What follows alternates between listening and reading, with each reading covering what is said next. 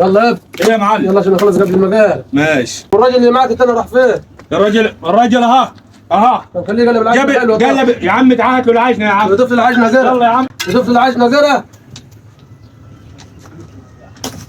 عشان قلوبكم ما يقعش في يومكم اسود. اما ناول نفسها خليتها. العجنه هات المعلم اما ناول نفسها. الله ينور عليك. وعليك يا راي. بص يا ابني انت انا وقت طول بالك معايا مش عايز اقول الصوت. حاضر يا معلم. تسمع الكلام. ما فيش حد لاقي شغل الايام دي. ماشي يا معلم. انت بتاخد 200 جنيه شوف ال 200 جنيه عامله ايه النهارده. الاجر 300 يا معلم. لا 200 مش عايزك ما تجيش. اعطينا اليوميه وبصص لنا فيها يا معلم. معلم استنى بس الراجل جاب الفلوس.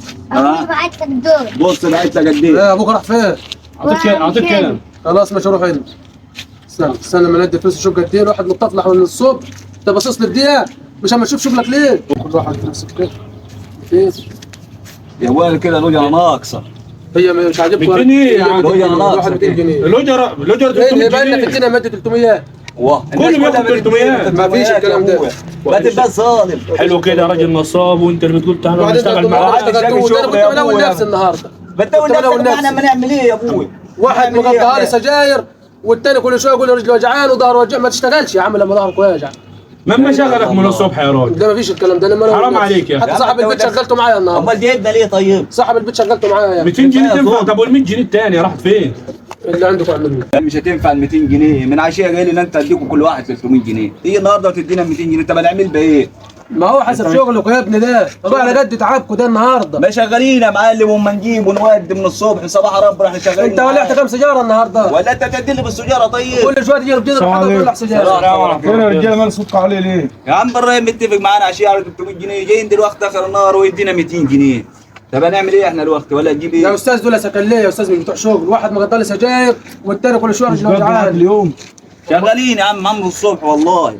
طب بعد اذنكم يا رجاله بس عايز المعلم بتاعكم بس دقيقتين. طب وال 100 جنيه اللي واكل علينا دي؟ دقيقتين بس يا رجاله. خلاص ماشي اتفضل. اتفضل يا عم. اتفضل يا استاذ. الله يفتح عليك. اقعد بس. ارتاح. ماشي. انا بقول لك ايه؟ قول يا استاذ. انا قصرت معاك في فلوس. لا اديتك حسابك ناقص. لا امال ليه انت قاصص من الناس دي عرقهم ليه ومش عايز تديهم عرقهم؟ الله يخرب بيوتكم وعمال تقرف. دخلت حتى صاحب البيت معانا بالشغل. انا برضو مسؤول منهم. انت شغال في بيتي. تمام. لو انا خصمت منك فلوس حقك ان انت لو حد منهم قصر معاك في حاجه تخصم منه فلوس. ما العدول حقهم يا استاذ. ده عرقهم ده. حقهم اجرتهم ناقصه 100 جنيه. هم كلهم بيقولوا الاجره 300 جنيه في كل حته. انت مديهم على قد شغلهم. ده شغل. لا ما فيش حاجه اسمها على قد شغلهم. قضوا معاك اليوميه. لو انت مش عايزهم اديهم عرقهم كامل وقول لهم مش عايزكم بكره. انت مش حاسس بالغلا اللي الناس فيه اليومين دول. الناس بتوفيها بيوتها بالعافيه. 300 جنيه هتعمل ايه لما وانت هتقبلها ازاي على نفسك تدخلها بيتك 200 جنيه نفرين هيروح لبيوتهم ازاي فلوسهم ناقصه 100 جنيه. ده كلامك اثر فيا يا استاذ. راعي ربنا في لقمه عيشك وراعي ربنا في النفر اللي شغال معاك وربنا هيكرمك وهيرزقك.